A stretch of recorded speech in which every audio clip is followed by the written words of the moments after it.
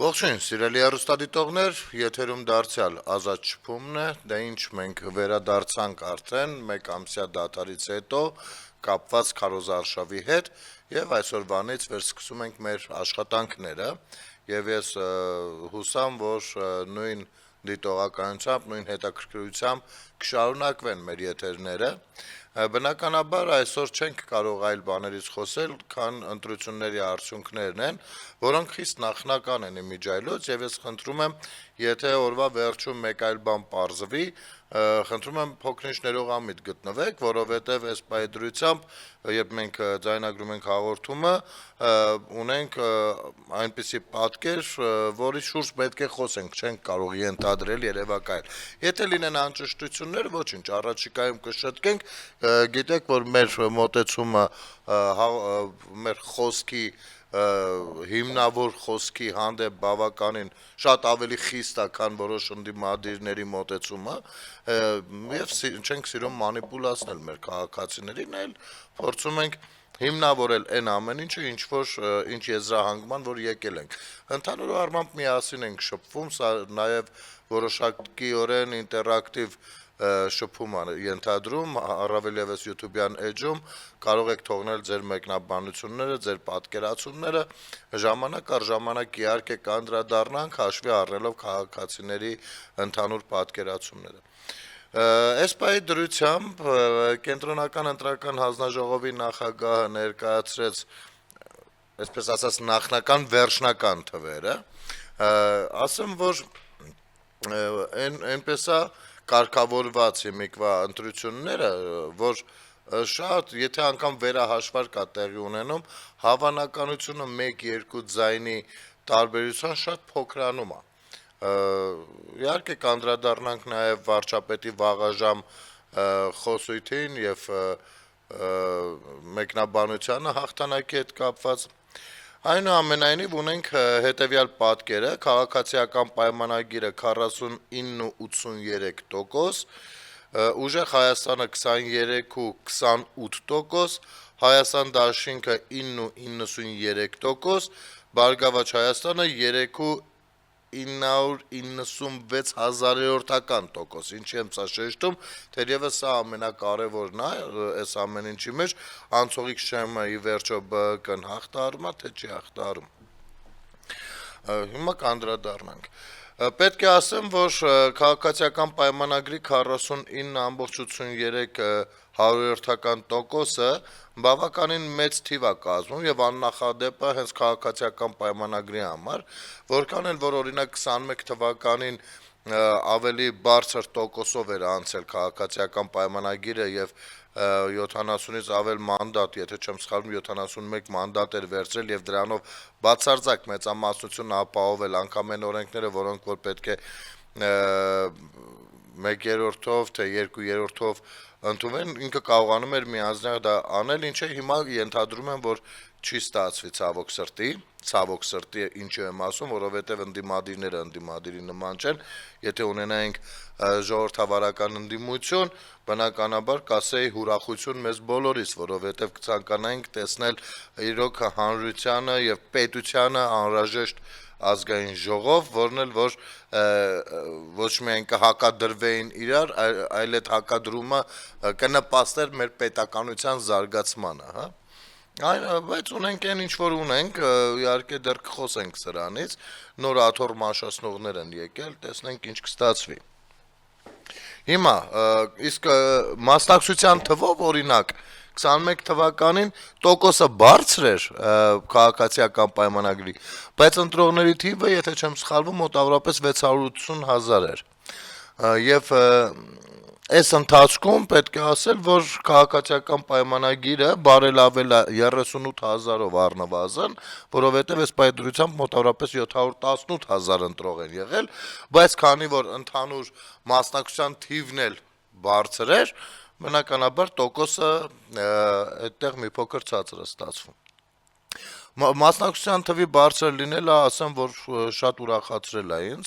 եւ ոգեւորել է ինձ, ես կարծում եմ գնալով միայն նոր բարձր ցուցանիշներ կունենանք, որովհետև սա ենթադրում է իր հերթին, որ հասարակությունը սկսում է, քաղաքացին սկսում է հավատալ, որ իր ձայնը որոշիչ է, եւ սկսում է ամենակարևորը պատասխանատվություն վերցնել իր վրա։ Տեսեք, ես մշտապես ասել եմ, ու սա ասել եմ առանց երկմտանքի, առանց երկնչելու, որ այն մարդիկ, ովքեր որ չեն գնում մասնակցելու ընտրությանը, հիմնականում դրանք այն մարդիկ են, ամենայն հարգանքով, բայց բնութագիրը պետք է լինի, ովքեր որ վախենում են պատասխանատվություն կրելուց։ Այսինքն, չեն ցանկանում ձայնը տալ որևիցե մեկին, որպեսզի հետո պահանջելու բան չունենան, որովհետև հեշտ է իշխանություններից պահանջելը, ոչ թե նրանից, անգամ եթե կուսակցությանը դու ձայն ես տվել ու նա անցողիկ շեյմը չի հաղթարել, միևնույնն է դու կարող ես պահանջել նրանից, որովհետև քաղաքական կուսակցությունը դա միայն ընտրությանը մասնակցելու համար չի, նա կարող է ամբողջ process-ի ընթացքում, այս տարիների ընթացքում ամենատարբեր ակցիաներով, ամենատարբեր կազմակերպչական աշխատանքներով ներկայացնել իր պահանջը, ասել է թե քաղաքացիներին խոսք տված է։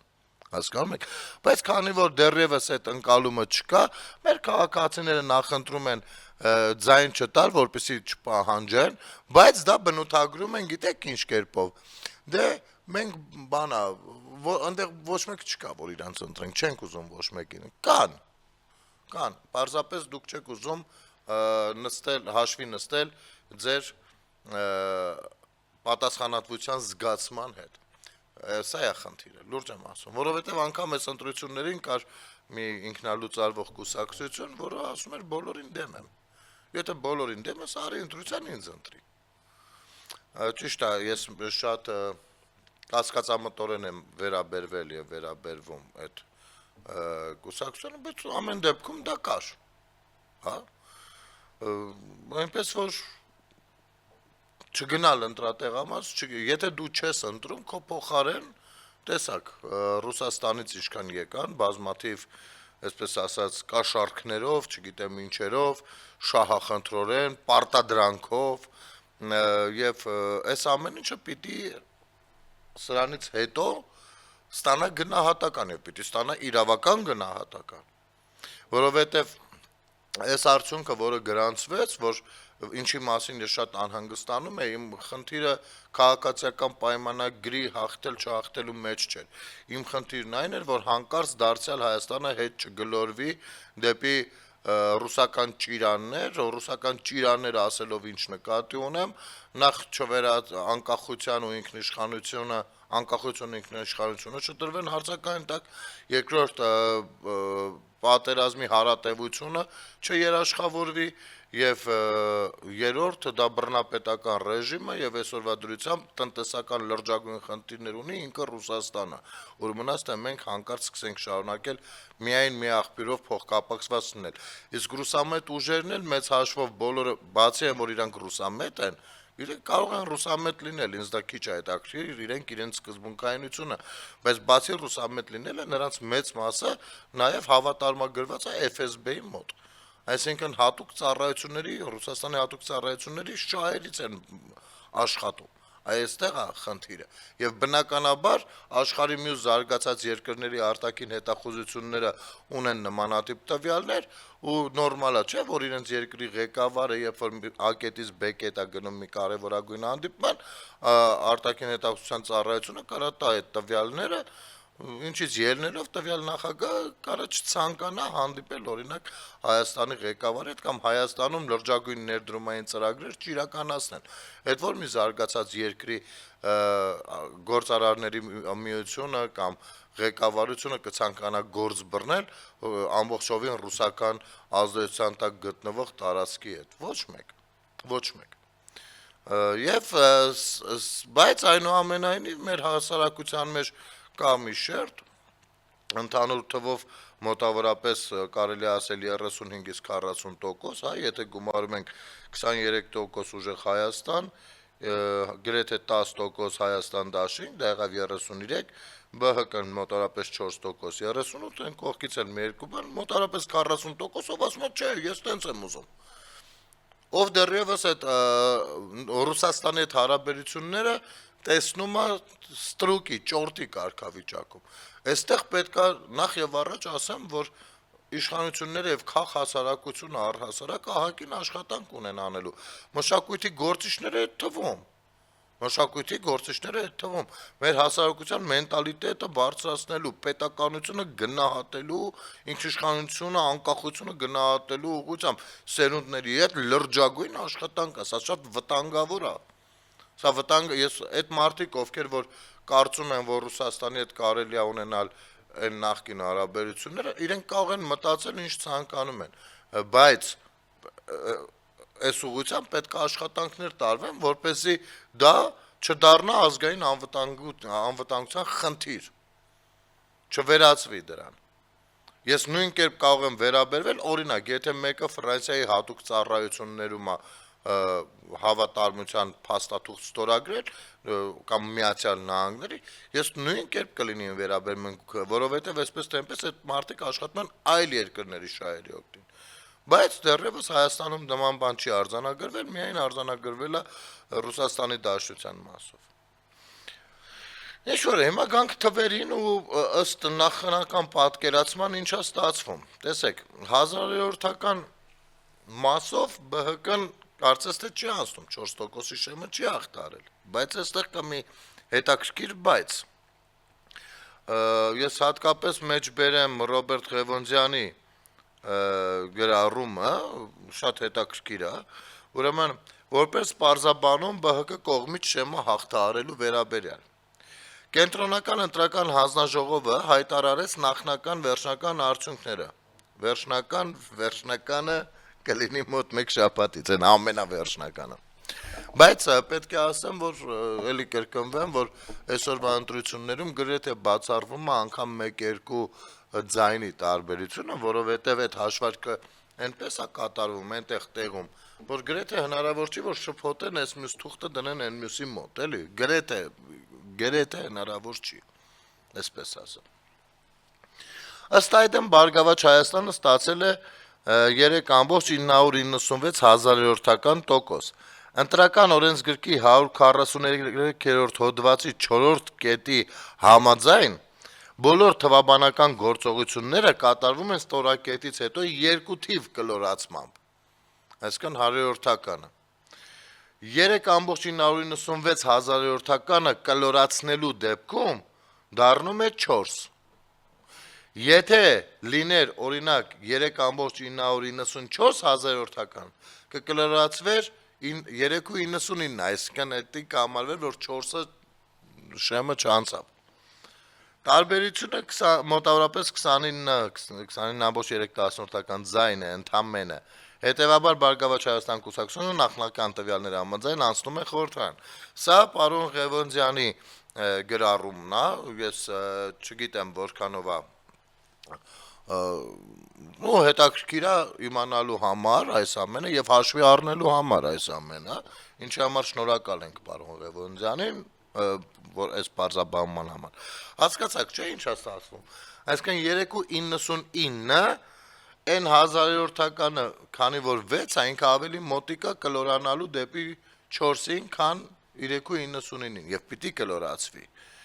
Բայց այս պարագայում այդ կլորացումը շեմի հետ որքանով առնչություն ունի, այդ մեկը չենք կարող ասել։ Դեռևս թույլ տվեք մի քանի օր եւս համբերելու ամեն ինչ կերևա, լավ, բայց սրանք քննարկման ենթակա բաներ են, որոնք որ պետքա հաշվի առնենք։ Այնպես որ դեռևս նախնական բաներով ԲՀԿ-ն գտնվում է շեմի վրա ու ամբողջովին պարզ չի։ Բայց եթե վերցնենք, որ անցնում են 4%-ով, ապա մոտավորապես այսպես է ստացվում։ Մենք կունենանք այս տեսակ ազգային ժողով։ Ուրեմն մանդատների բաշխումը կլինի մոտավորապես այսպես. քաղաքացիական պայմանագիրը ըստ նախնական պատկերացումների 61 մանդատ, ուժեղ Հայաստանը 28 մանդատ, Հայաստան դաշինքը 11 մանդատ, Բարգավաճ Հայաստանը 5 մանդատ։ Սա այսպես է ստացվում մոտավորապես։ 61 մանդատը կազմում է խորհրդարանի 105 մանդատների 58.1%, ինչը գերազանցում է թե պարզ մեծամասնության շեմը 53 մանդատը, այսինքն 50.5%, թե ընտրական օրենսգրքով նախատեսված կայուն խորհրդարանական մեծամասնության շեմը, որը ենթադրում է 57 մանդատ, իսկ այստեղ արդեն 61 կա, այսինքն 54%։ Իմ գնահատմամբ Սոսի Թաթիկյանն է գրում սա,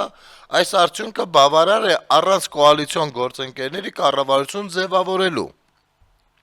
վարչապետ ընտրելու, կառավարության ծրագիրն ու պետական բյուջեն ընդունելու, ինչպես նաև օրենքների եւ խորհրդարանական որոշումների մեծ մասն ինքնուրույն ընդունելու համար։ Միևնույն ժամանակ, սահմանադրական փոփոխությունների համար անհրաժեշտ է առնվազն 70 մանդատ կամ խորհրդարանի 66.7%, ուստի ներկայիս բաշխմամբ դրա համար անհրաժեշտ որակյալ մեծամասնություն չի ձևավորվում։ Հետևաբար, եթե մանդատների բաշխումը հաստատվի այս տեսքով, քաղաքացիական պայմանագիրը կունենա ինքնուրույն կառավարություն ձևավորելու համար բավարար, բայց սահմանադրական փոփոխությունների համար ոչ բավարար խորհրդարանական մեծամասնություն։ Հետգրություն, պարզ չի թե Բարգավաճ Հայաստանն անցել է թե ոչ, քանի որ կարծես թե 3.95 են հավաքել, 3.96։ Դե ինչ, ստեղ հետաքրքիր բան ստացվում է, որովհետև ինչպես ասացի սկզբում, այո, կան օրենքներ, որոնք որ կարող են անցկացնել, կան օրենքներ, որ չեն կարող, ու այստեղ մեր քաղաքացիները որոշել են այսպիսի ազգային ժողով ունենան, այսինքն սրանով դարձյալ ցավոք սրտի իմ կարծիքով բարեփոխումները շատ մեծ տեմպով չեն գնա, ըստ իմ նախնական պատկերացումը, բայց ահագին բաներ կարող են անել, որովհետև ամեն դեպքում պարզ կամ սահմանադրական մեծամասնություն են կազմում ու կկարողանան շատ փոփոխություններ անել։ Այս պարագայում ինչ կարելի է անել, ես կարծում եմ, որ քաղաքացիները առավել քան նախորդ շրջանում պետք է ակտիվություն դրսևորեն 5 տարիների ընթացքում դարձյալ, որպեսզի արտախորհրդարանական իմաստով ընդդիմության դաշտը, ինչպես որ 21 թվականից հետո եղավ, չբլոկվի։ Այո, ցավոք լուսամեկ ընդդիմությունը ամբողջովին բլոկել էր իր գործողություններով, գումարած դրան Արցախի շրջափակում եւ էթնիկ զտում եւ այլն, այս իմաստով արտախորհրդարանական ուժերը կարծես թե չէին կարողանում շատ դրսևորվել, որովհետեւ դրանով ստացվում էր ոնց որ թե ջուր լցնել նախկին հանցագործների ջրաղացին, առավել եւս, որ զանգվածային լրատվական միջոցների մեծամասնությունը իրանց կուրացիայի տակ է, հա, հատկապես Կիրիենկոյի։ Եվ որոշակիորեն մեղմ էին դրսևորում, այսինքն գաղափարական որոշ ուղղություններում անգամ աջակցում էին իշխող ուժին, իհարկե քննադատելով այն ուղղություններում, որտեղ որ ունեն իրենց կուսակցական պատկերացումը։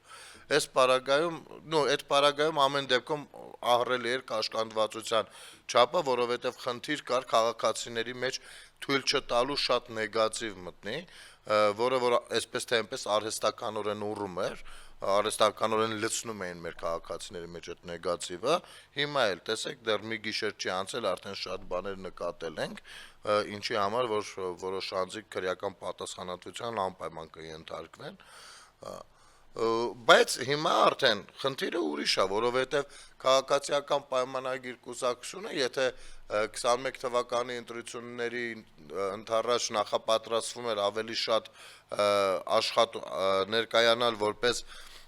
արտաքին եւ ներքին անվտանգությունը կարգավորելու ծրագրով եւ բանակի հզորացման ուժեղացման ծրագրով, ինչը որ ըստ բոլոր հարցումների առաջնային էր դիտարկվում հասարակության շրջանակներում, ապա հիմա 26 թվականի ընտրություններ եւ կարողացան փառքով կարծես թե իրականացնել, ապա հիմա 26 թվականին խնդիրը այլ կերպ է տրված եւ քաղաքացիների մեծամասնությունը ձայնը տվել է կոնկրետ այն խոսույթի համար, որ պետքա այս ամեն ինչը այս քրյա օլիգարխիկ ու նախկին, չգիտեմ, հանցագործ համակարգը արմատախիլ արվի ամբողջովին։ Ինչու մեկը ես մեր հասարակական կազմակերպությունը բնականաբար որքան կարող ենք պատրաստական ենք աջակցելու, իմ կարծիքով շատ հասարակական գործիչներ է տվում եւ պատրաստ են կազմակերպչական աշխատանքներում ներառվել կամ ինքներս նախաձեռնող լինել շատ դեպքերում, բայց ես թույլ չեմ կարող տալ, որ 31 թվին դարձյալ ունենանք մոտավորապես այս տեսակ խոսույթ, այս տեսակ ընտրության բան, հա, կամ S կամ N կամ N կամ N կամ գիտեք, որովհետև այն վախը, որ կվերադառնա նախկիններին, դա ստիպում է մարդուն գնալ եւ ընտրել ինչ-որ քաղաքական ուժի, բայց եթե վախից ելնելով պիտի գնա ու ընտրի, դա իր ընտրական իրավունքը նույնպես հոգեբանական սահմանաբանի է, ճնշման է ենթարկում ու սահմանափակում։ Ուստի պետք է այս ամեն ինչի հարցերը լուծել եւ վերջապես իրավաքաղաքական գնահատական տրվի այս ամեն ինչին։ Կարճ դադար մեր եթերում։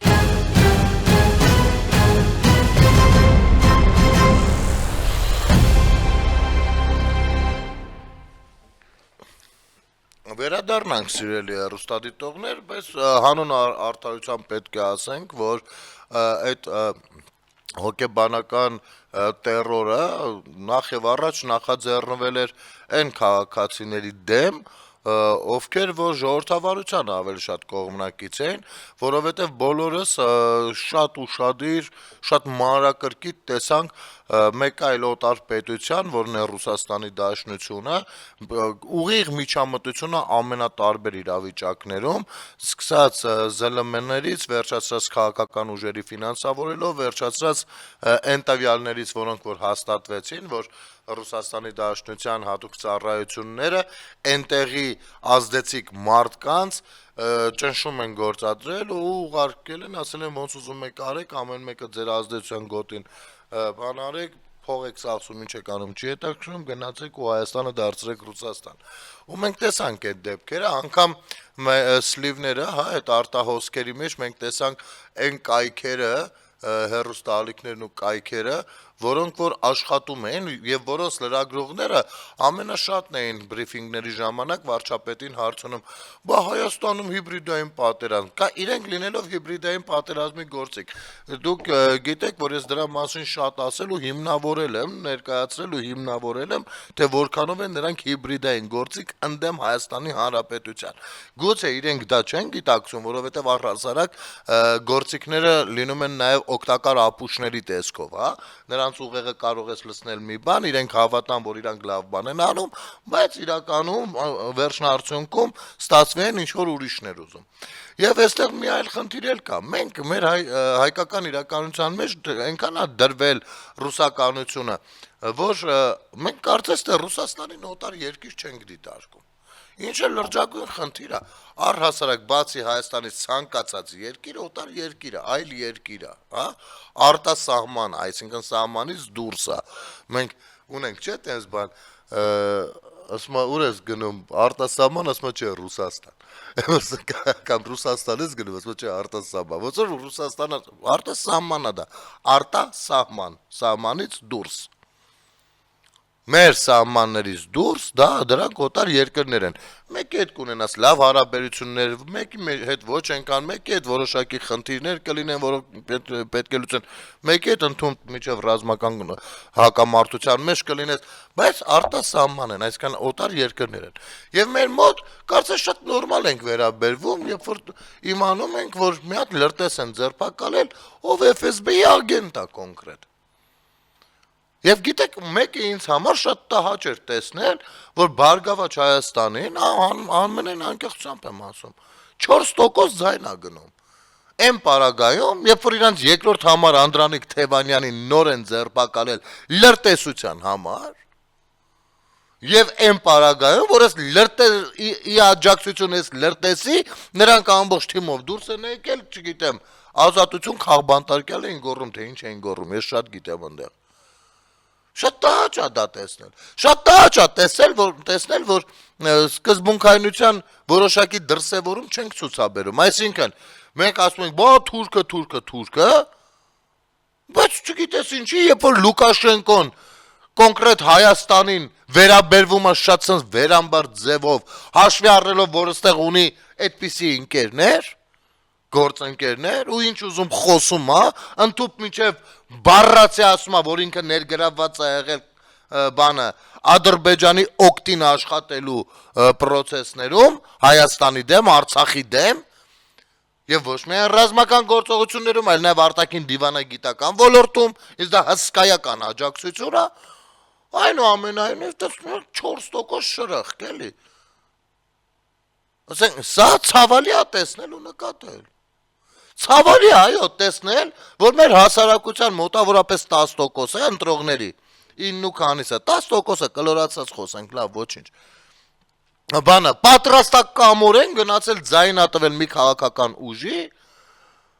որի ներկայացուցիչները 5 տարվա մեջ ազգային ժողովում ամենամեծ թվով բացակայություններն են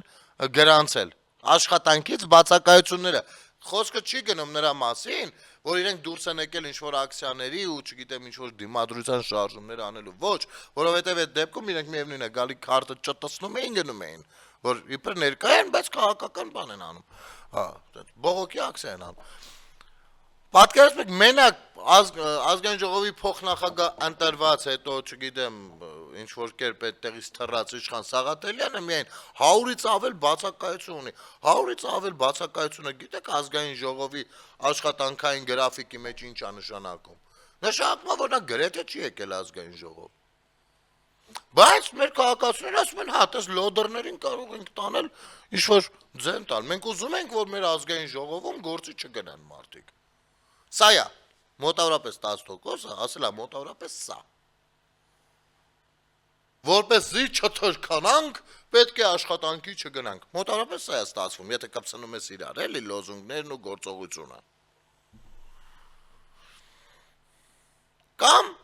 մեր հասարակության 20%-ից ավելին, ընդཐུպ մինչև 20 քանի տոկոսը, 27-28%, ասում է, այո, եթե մարդը միլիարդ տեր է, իմ համար կապ չունի, ով է ինչ ընդունակություններ ունի, ինչ փորձ ունի, որտեղից է ուղարկված, ոնց է ուղարկված, բացարձակ ինձ հետաքրքիր չի, ես պատրաստ եմ իրան ձեն տամ։ Սա շատ վատ ազդանշան է ապագայի համար։ Ոչ թե այսօրվա հարցերը լուծվեց, բայց ապագայի վրա շատ վատ ազդանշան է։ Ու հիմա կտեսնենք, մի հատ հետաքրքիր կլինի, օրինակ ինձ հենց առաջին ազգային ժողովի նիստում հարց ու պատասխանների ժամանակ կամ չգիտեմ երբ, մի հատ տեսնել այդ 300,000 ադրբեջանցիներից ինչ խաբար կա, երբ են գալու, գնայինք մի հատ դիմավորենք, ես շատ գիտեմ, ինչ-որ պիտի գան, չէ, հիմի պարտավել եք դուք ու ըստ ձեզ պիտի 300,000 ադրբեջանցի գա, ճիշտ է։ Մի հատ օր ժամը ճշտեք, մեզ ասեք, խնդրում ենք։ Վերադառնալով ընտրություններին, Դանիել Յոհաննիսյանի գրառումը ընթերցեմ ձեզ համար։ Չկա հաշվարկի ժամանակ գեթ 1 քվե գողացված կամ կեղծված լինելու արժանահավատ ահազանգ։ Տեսեք, Դանիել Յոհաննիսյանը այսօր, եթե չեմ սխալվում, թե գիշերներ արդեն խառնել ենք, այնքան չենք քնել, հարցազրույց էր տալիս, ասում էր, որ որոշ խախտումներ եղել են, արձանագրվել են, բայց այդ խախտումները այն խախտումներն են եղել, որոնք որ չեն ազդում մեծ հաշվով ընտրությունների արդյունքների վրա, այնտեղ կան աշխատանքային իրավիճակում կամ չգիտեմ, որոնք որ այդ խախտումները հենց նկատվել են, վերացվել են, հա, ինչ որ ցած բան խախտումներ չեն եղել։ Բայց այս ամեն ինչի մեջ ասում եմ չունենք ահազանգ, այսինքն եթե լինի մի հատ խախտում ձեն գողանալու, կեղծած լինելու, առաջինը իրանց են զանգելու, բայց նման մի հատիկ, մոտ 1.5 միլիոն մարդ մասնակցել է ընտրություններին, մի հատիկ նման զանգ չի եղել։ Հաշվարկն իրականացնող ընտրական հանձնաժողովների անդամների հալալ կեսը, այսինքն 8-ից 4-ը ընդդիմությունից է նշանակված։ Բոլոր տեղամասերում եղել են հիմնականում ընդդիմադիր ուժերի վստահված անձինք։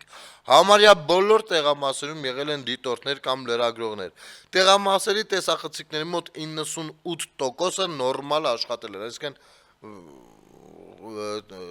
տեսանկարահանման խնդիր էլ չի եղել։ Անկամ Ռոմանոս Պետրոսյանն էլ հայտարարություններ գրառում էր տեղադրել, որ հոսանքի հետ կապված էլ խնդիրներ կան, եթե բայց նախատեսված է, որ եթե հանկարծ մարդ ես վտար է, կփաթայի, չէ, հենց հիմա կարող է Հայաստանի որևիցե մի վայրում վտար է եղել։ եթե կպատայի, նախապես վերազինված են ընտրատեղամասերը բանով, վիժոկենք, չէ, մենք ասում դրան, ոնց էր կոչվում, գեներատորներով, որոնք եւ լապտերներով, որպեսի լուսավորությունը առնվազն մշտապես լինի։ Այսինքն բարձր մակարդակով պատրաստված ու կազմակերպված ընտրություններ։ Որևէ տեղամասից չկա գոնե մեկ վստահված անձ, դիտորդ, հանձնաժողովի անդամ, ով քվեարկության արդյունքների կեղծման մասին հասցեական ահազանգ կտա։ Այսինքն, եթե վստահված անձը բանա նկատել, արձանագրի այն մատյանում կամ ձենտա բաների։ Չկա նաև նման բանի մասին վկայող որևէ տեսանյութ, չկա։ Այս ընտրությունների մասին շատ բան կարելի ասել, բայց գեթ մեկ կվե չի կեղծվել։ Հետգրություն, կարող են լինել դեպքեր, որ հանձնաժողովը խնդրահարույց կերպով է անվավերություն որոշել, կարող են լինել տեխնիկական վրիպակներով համակարգ մուտքագրված արձանագրություններ, այդ ամենը առաջկա օրերին կպարզվի ու կշտկվի, հենց այդ շտկումների համար է նախնական ու վերջնական արդյունքների տարբերությունը։ Եթե որևէ ուժ համարում է, որ որևէ տեղամասում հաշվարկի ժամանակ խախտում է եղել, առաջարկում եմ դիտել այդ տեղամասի հաշվարկի ամբողջական տեսագրությունն ու դիմել վերահաշվարկի։ Ցանկացածը կարող է, ես էլ, դուք էլ ձեզանից ցանկացածը կարող են մտնել ու այդ տեսագրությունները բոլոր, Հայաստանի գրեթե բոլոր վայրերից դիտել, թե ինչպես է եղել, ոնց է ընթացել։ Ահա այսպիսի պատրաստվածություն։ Բայց միևնույնն է, որոշ երիտասարդներ, աշխուժակներ չեն խորշում անուն դնել, թե իբր կեղծիքներ են եղել։ Ինչի մասին է խոսքը։ Թե բա ինչու է վարչապետը վեր կենում եւ դեռ ընդամենը 10%-ներ արդյունքների հրապարակածն արդեն ասում, որ ինքը հաղթել է։ Նախ եւ առաջ ցանկացած քաղաքական ուժ անգամ մինչև այդ 10%-ը հրապարակելը կարա ասի, որ ինքը հաղթել է։ Սկսենք այդտեղից։ Դա մարդու լավատեսությունն ու հրապարակումն է։ Ասեմ ավելին, դեռ չփակված բաները, տարածքները, ձեզանից ոմանք Թաթոյանով, Մաթոյանով ասում էին, որ հաղթել եք։ Սկսենք այդտեղից։ Բայց չէ, ԶԼՄ-ները բնականաբար էս ամեն ինչի վրա չեն կենտրոնացել, սրա փողը դեռ Կիրիենկոն չի փոխանցել, դրա համար վարչապետն ինչու է ասում։ Լավ է անում։ Չի համապատասխանի իրականությանը, դրեք ծաղրեք։ Սկսենք այդտեղից, երկրորդ։ Նախ 10%-ը չէ, 20%-ը, հաշվել սովորեք։ Հաշվել գնացեք սովորեք, տարական մաթեմատիկաներ։ Դա անգամ 20 չէ, 25%-ը։ Որովհետև երբ որ վարչապետը բաներ անում, ասուլիսեր տալիս, արդեն 500-ից ավել տեղամասերից, 500 քանի տեղամասից կային տվյալները։ Եվ եթե հաշվի առնենք, որ Հայաստանի Հանրապետությունում 2000 կլորացած թվով, լավ, 2005, մոտ կլորացած թվով 2000 տեղամասը, ապա 500-ը անում է 25%-ը։ Դա բացարձակ 10%-ը չի։ Իսկ էդի այն պարագայում, երբ որ մյուս 75%-ը արդեն վերջանալու վրա են։ Հիմա հատուկ շատ սիրելի մեր քաղաքացիներին, ովքեր հնարավոր է տրվեն այս մանիպուլյացիային ու իրոք իրենց մեջ էլ հարցեր ունեն։ Ժողովուրդ ջան, ովքեր գեթ մեկ անգամ եղել են վստահված անձ տեղամասում կամ հանձնաժողովի անդամ, շատ լավ կարան հասկանան ինչի մասին է խոսքը։ Քաղաքացիական պայմանագիրը մեծ կուսակցություն է ու ինքը բոլոր վայրերում ունեցել է վստահված անձիկ։ Ու բոլոր մեծ կուսակցությունները ունեն վստահված անձիկ բոլոր վայրերում։ Կան փոքր կուսակցություններ, որոնք որ չեն կարող թվականակով փակել, հա, բոլոր բաները։ Հիմա, երբ որ նստում են, ես ինքս եղել եմ վստահված անձ, ես պատմեմ ինձանից, որպեսզի ըմբռնելի լինի։ Եղել եմ վստահված անձ 21 թվականին, ու 18-ին էլ եմ եղել, բայց 21 թվականին եղել եմ վստահված անձ Մալացիա Սեբասիա վարչական շրջանում։ Մալացիա Սեբասիա վարչական շրջանում քաղաքացիական պայմանագիր կուսակցությունը ունի տարածքային կառույց։ Գրասենյակ կենտրոնական, որը մշտապես աշխատում է։ Ընտրություններին ընդառաջ իհարկե դա դառնում է տվյալ տարածքի կենտրոնական շտաբը եւ նույն տարածքում, Մալացիա Սեբասիա տարածքում ենթաշտաբեր կարող է վարձել, հա, այն որ տեսել եք փոքրիկ շտաբեր, ձեր բակերում էլ տեսած կլինեք եւ այլն։ Սրանք ենթաշտաբերն են։ Ասենք կարող է մի 20 հատ ենթաշտաբ ունենա ամբողջ Մալացիա Սեբասիա վարչական շրջանում։ Ես սա մի օրինակով եմ ասում, ամեն մեկը կարող եք պրոյեկտել ձեր համայնքի, ձեր վարչական տարածքի եւ այլնի վրա։ Ուրեմն, վստահված անձը այնտեղ, ասենք դե բացում են, ասում են, հեռախոս չի հավաքվում։ Չի հավաքում, առավել կարա նկարի ամբողջ process-ը, մեկը կամերաներն են նկարում, ուղիղ եթեր ցույց են տալիս։ Վստահված անձը կարող է իր մոտ նշումներ անել, իր համար, կամ իր թիմի համար։ Հա, ասենք այնտեղ հաշվում են, օրինակ ես ունեցել եմ բլոկնոտ, գրել եմ բոլոր քաղաքական ուժերի անունները նախապես, ու որ հելնում էր, որ թիվը դուրս էր գալիս, ես կետիկով 10 բաժանում էի, որ հեշտ լիներ հաշվել եմ։ Հետո համեմատում է ինձ համար, ընդհանուր արդեն վերջնական թվի հետ։ Ընթացքում ինձ հետ կարող էր կապվել իմ ենթաշտաբի պետը կամ շտաբի պետը, ասել ինչ պատկերը, ասել ես պայի դրությամբ ես պատկերն ունենք։ Ու մեծ հաշվով, ընդհանուր առմամբ, երբ որ դուրս է գալի, դու կարող ես այդ տվյալները ինքով փոքրիկ շեղում ունենա, բայց ընդհանուր պատկերացնում ես, թե ինչպես է ավարտվելու։ Հա, առաջին 50-100 հատը դուրս եկավ ծրարները, դու արդեն մոտավորապես հասկանում ես այդ տեղամասում պատկերը ինչպեսին է լինելու։ Այս տվյալները ունենում է իմ շտաբի պետը։ Իմ շտաբի պետն էլ կենտրոնական շտաբ է ուղարկում։ Ասում է, ես ինչ ընտրատեղամասից, այս տվյալները ունենք են ինչ ընտրատեղամասում։ Այսպես է իրավիճակը, բա կազմակերպչական process-ները ինչումն է, նստել մոնիտորին նայել, դուք գիտեք, ոչ։ Ու բնականաբար կենտրոնական ընդհանուր հանրապետության կենտրոնական շտաբում էլ քաղաքացիական պայմանագիրը շատ հանգիստ կարող իմանա ընդհանուր պատկերը, պլյուս մինուս շատ չնչին տարբերությամբ։ Հատկապես երբ որ 25%-ն էլ արդեն հստակեցել։ Ու այս պատկերը ունեն թե ուժեղ Հայաստանը, թե Հայաստան դաշինքը, թող անկապ ինչ որ sense շարժումներ չանեն նյարդային, իրենք էլ են այդպես աշխատում։ Չգիտեմ, իրանք էլ առաջի 10 տեղամաս մի ժամ հետո կարային մոտավորապես պատկերը իմանային ու գիտեին։ 1 ժամ հետո, ժամը 8-ին փակվեց, լավ, մի 40 րոպե տևում է մինչև դասավորվում են, այնտեղ հաշվում են կնիքը, այնտեղ չգիտեմ այդ հոլոգրաֆիկ նշանները, թղթերը մյուս մինչև հաշվում են, մի կես ժամ 40 րոպե, լավ ժամ ու կեսից արդեն գիտեն ոնց է գնում։ Վերջ, ինչ կա ստեղ մտել եք, չգիտեմ, իրենք աշխատում են այն մարդկանց վրա, ովքեր որ այս ամեն ինչի մասին պատկերացում չունեն ու բնական է, եթե մարդը չի եղել այդ process-ներում, բնական է, որ կարա պատկերացում չունենա։ Սա է պատկերը Ժորժ ջան, այնպես որ շատ հանգիստ վարչապետն էլ, իհարկե Սամվել Կարապետյանն էլ կարող էր սա ասել, կարող էր հանգիստ դուրս գալ ասել պարտվել ենք, բայց ոչ չէր ասելու պարտվել ենք։ Դրա համար նախապես չէր, բայց եթե հաղթելու լինեին, հավատացեք 10-15 կամ 20 ընտրատեղամասից հետո, ես չեմ ասում 500, արդեն ինքը կսկսեր խոսել, որ հաղթել են։ Ու ցանկացածը Քոչարյանը այդ թվում մյուս։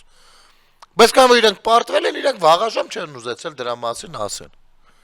Որովհետեւ հələ պիտի գնան մտածեն, չէ, Կիրիենկոին ով է առաջինը զանգում, ասի շեֆ, всё пропало, այն փողերը դրավ, չեղավ։ Հասկանում եք։ Եվ ոչ միայն սա էր տարածվում այդ process-ների ժամանակ, այնտեղ նաև տարածվում են տեսանյութեր պատրաստված Ռուսաստանում, որոնք օգտագործվել են այլ վայրերում նույնպես, իբր տեսեք ոչնչացնում են մյուս համարի բաները, դրանք համացանցում տարածված են, դրա հերքումը նույնպես կենտրոնական ընտրական հանձնաժողովը տարածել է, եւ ես կարծում եմ իրավապահ մարմինները չեն թողնի դա այդպես մնա, ու այդ տարածողներին կգտնեն ու համաչափ օրենք կկիրառեն նրանց վրա։ Իմիջիայլոց, քանի որ եթերը մոտենում է ավարտին, Իհարկե ասելիքները շատ են կուտակվել այս process-ների ընթացքում, շատ բաներ են եղել, կանդրադառնանք դեռ, կխոսանք դեռ կմանրամասնենք, գնահատականներ կտանք, կբնութագրենք, բայց քանի որ եթերը մոտենում ավարտին, մի բան էլ ասեմ, ես որպես Հայաստանի Հանրապետության քաղաքացի թույլ տվեք առանձնահատուկ շնորհակալություն հայտնել Հայաստանի Հանրապետության հակակոռուպցիոն կոմիտեին, իրավապահ մարմիններին, ովքեր որ անհավասարաչափ պայքարի մեջ էին մտել պաշտպանելու յուրաքանչյուր քաղաքացու ընտրելու իրավունքը, ազատ ընտրության իրավունքը եւ շատ ծանրաբեռնված աշխատանքներ տարել են եւ դեռ տանելու են, որովհետեւ ընտրությունները վերջացել է, իսկ իրենց աշխատանքները դեռ process-ներ կան, որ պիտի գնան, դեռ կարող է 1.5-2 տարի հետո էլ բաներ հայտնաբերեն այսօրվա հետ կապված։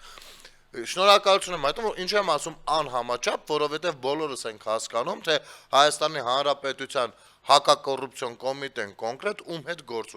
ուներ Ռուսաստանի Դաշնության հատուկ ծառայությունների հետ։ Այսինքն կոնկրետ մեր նորաստեղծ նոր կայացած համակարգը, որը կոչվում է հակակոռուպցիոն կոմիտե, կոնկրետ մարտնչում էր մի ամբողջ գերտերության FSB-ի դեմ։ Եվ կարողացել է պատվով իր հանձնարարությունը իրականացել, իր պարտականությունները իրականացել, ինչի համար որպես Հայաստանի Հանրապետության քաղաքացի հայտնում եմ իմ շնորհակալությունը։ Իհարկե եղել են իրավիճակներ, որ ես կարծում եմ մեղմ մոտեցում է ցուցադրվել կամ մի քիչ ինչ-որ շատ են թույլ տվել, բայց թերություններ փոքրիկ եւ այլն, դրանք ես կարող եմ այս մեծ արդյունքի պարագայում իսկապես համարել ընդհանուր առմամբ համարել աշխատանքը ստացված, ինչի համար էլ շնորհակալությունս հայտնում եմ։ Ձեզ նույնպես շնորհակալություն սիրելի հեռուստադիտողներ, որ դարձյալ շարունակում եք դիտել ազատ շփումը, մեր հաղորդումը գոյություն ունի այնքան, որքան որ դուք կդիտեք, կտարածեք մեր եթերները, կզրուցեք, կշփվեք, այս ամեն ինչի մասին վերջի ազատ շփում էլ հենց գոչվում է։ Այնպես որ լավ մնացեք, ամեն ինչ շատ լավ է, հեշտ չմտածեք։ Ստեսում։